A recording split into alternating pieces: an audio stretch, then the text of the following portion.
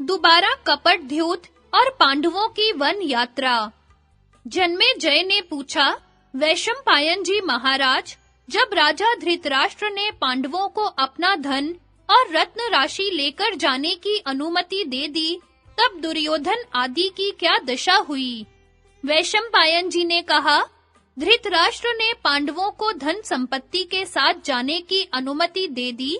यह सुनते ही दुशासन अपने बड़े भाई दुर्योधन के पास गया और बड़े दुख के साथ कहा कि भैया, बूढ़े राजा ने हमारे बड़े कष्ट से प्राप्त धन को खो दिया। सब धन शत्रुओं के हाथ में चला गया। अभी कुछ सोच विचार करना हो तो कर लो। यह सुनते ही दुर्योधन, कर्ण और शकुनी ने आपस में सलाह की और सबके सब एक साथ ही धृतराष्ट्र के पास गए। उन्होंने बड़े विनय से कहा, राजन, यदि इस समय हम लोग पांडवों से प्राप्त धन के द्वारा ही राजाओं को प्रसन्न करके युद्ध के लिए तैयार कर लेते, तो हमारी क्या हानि थी? देखिए, डसने को तैयार क्रोध में भरे सांपों को गले में लटकाकर या पीठ पर रखकर कौन बचा सकता है? इस समय पांडव भी सर्पों के समान ही है। वे जिस रथ में बैठकर शस्त्र अस्त्रों से सुसज्जित होकर हम पर धावा बोल देंगे, उस समय हम में से किसी को जीता न छोड़ेंगे। अब वे सेना इकट्ठी करने को निकल पड़े हैं। हमने एक बार उनसे बिगाड़ कर लिया है, अब वे हमें क्षमा नहीं करेंगे। द्रौपदी को जो कलेश पहुंचा है, उसे उनमें से कोई भी क्षमा नहीं कर सकता। इसलिए हम वनवास की शर्त पर पांडवों के साथ फिर से जुआ खेलेंगे। इस प्रकार वे हमारे वश में हो जाएंगे। जुए में जो भी हार जाए, हम या वे 12 वर्ष तक मृग चर्म पहनकर वन में रहें और 13वें वर्ष किसी नगर में इस प्रकार छिपकर रहें कि किसी को पता न चले। यदि पता चल जाए कि ये कौरव या पांडव हैं, तो फिर 12 वर्ष तक वन में रहें। इस शर्त पर आप फिर जुआ खेलने की आज्ञा दे दीजिए। यह काम बहुत आवश्यक है। पासे डालने की विद्या में हमारे मामा शकुनी बड़े चतुर है। यदि पांडव कदाचित यह शर्त पूरी कर लेंगे, तो भी हम इतने समय में बहुत से राजाओं को अपना मित्र बना लेंगे और दुर्जय सेना इकट्ठी कर लेंगे। उस समय हम युद्ध में भी पांडवों को जीत सकेंगे। इसलिए आप यह बात अवश्य मान लीजिए। धृतराष्ट्र ने हामी भर दी।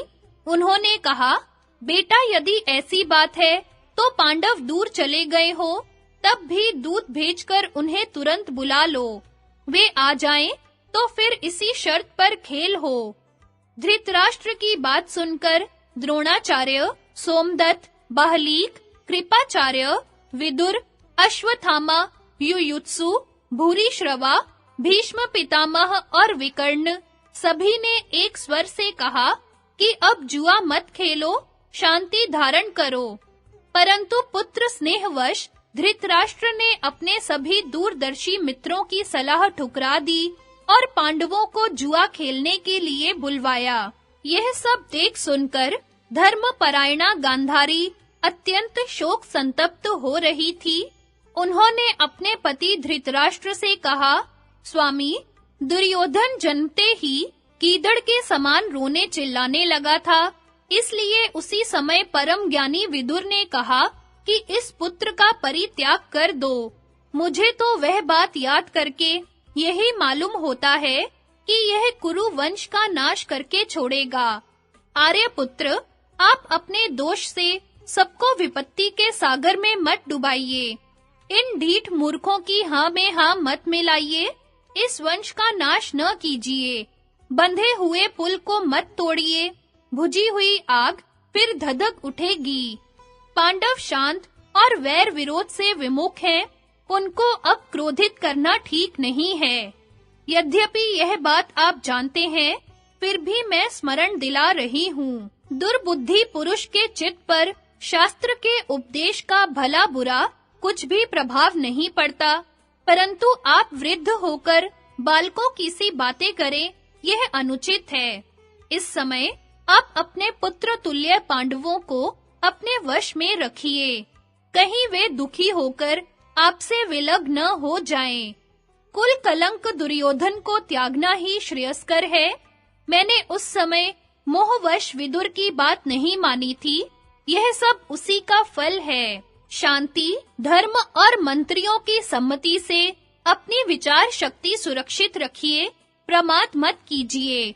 बिना विचारे काम करना आपको बड़ा दुख देगा। राज्य लक्ष्मी क्रूर के हाथ में पड़कर उसी का सत्यानाश कर देती है। सरल पुरुष के पास रहकर ही वह पीढ़ी दर पीढ़ी चलती है।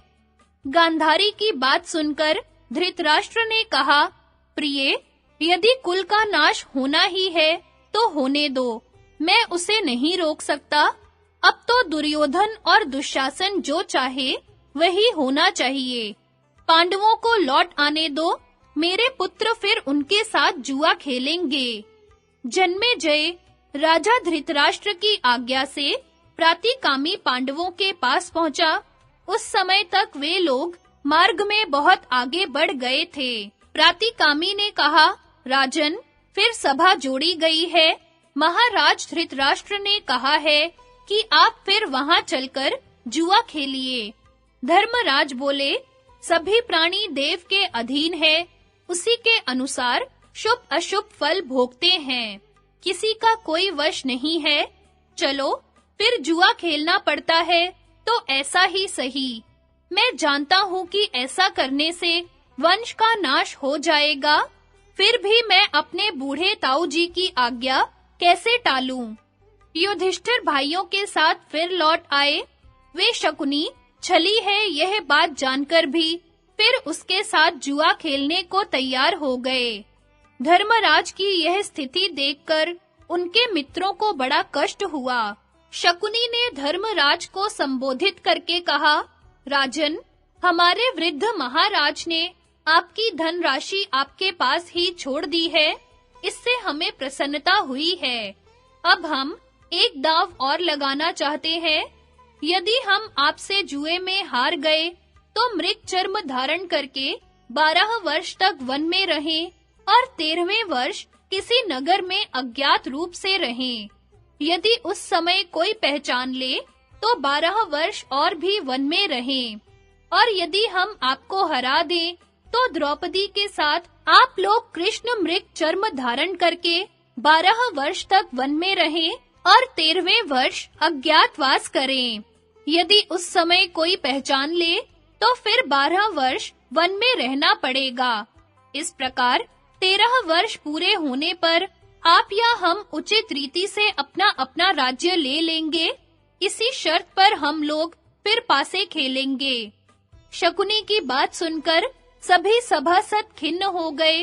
वे बड़े उद्वेग से हाथ उठाकर कहने लगे कि अंधे धृतराष्ट्र जुए के कारण आने वाले भय को देख रहे हो या नहीं, परंतु इनके मित्र तो धिक्कार के योग्य हैं, क्योंकि वे समय पर इनको सावधान नहीं कर रहे हैं।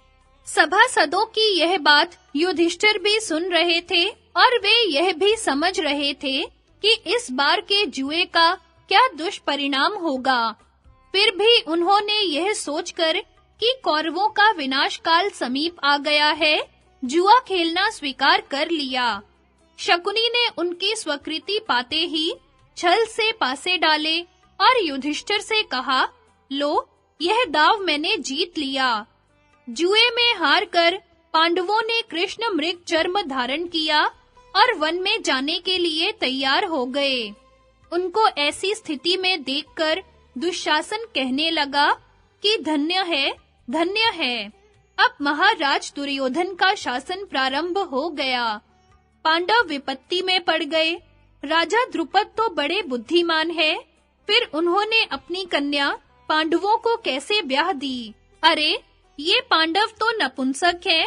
द्रुपद की बेटी, अब तो ये पांडव थोड़े से वस्त्र और मृग चर्म से बड़ी गरीबी के साथ वन में अपना जीवन बिताएंगे। तू अब इनके प्रति प्रेम कैसे रखेगी? अब किसी मन चाहे पुरुष को वर क्यों नहीं लेती? दुशासन बकता ही रहा। भीमसेन ने जोर से ललकार कर कहा कि रे क्रूर, तूने हमें अपने बाहुबल से नहीं जीता है।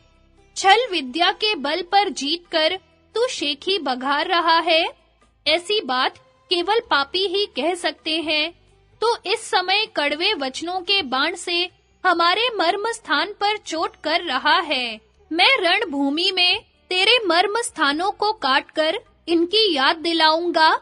आज जो लोग क्रोध या लोभ के वश में होकर तेरा पक्षपात कर रहे हैं, तेरे रक्षक बने हुए हैं, उन्हें भी मैं इष्ट मित्रों के सहित यमराज के हवाले करूंगा। इस समय भीमसेन मृग चर्म धारण किए खड़े थे। धर्म के कारण वे शत्रुओं का नाश नहीं कर सकते थे। भीमसेन के ऐसा कहने पर दुशासन भरी सभा में ओ बैल कहकर निर्लज्ज की तरह नाचने कूदने लगा। भीमसेन ने कहा, रे दुष्ट, कटु वचन कहते तुझे शर्म नहीं आती? छल से संपत्ति छीनकर अब बढ़-बढ़कर बातें बना रहा है। यदि यह वृकोदर भीम कुंती की कोख का जना है, तो रणभूमि में तेरा कलेजा चीरकर खून पिएगा। यदि ऐसा न करे, तो इसे पुण्यवानों का लोक न मिले। मैं सब धनुर्धरों के सामने ही धृतराष्ट्र के सारे पुत्रों का संहार करके शांति प्राप्त करूंगा। यह मेरी सत्य शपथ है।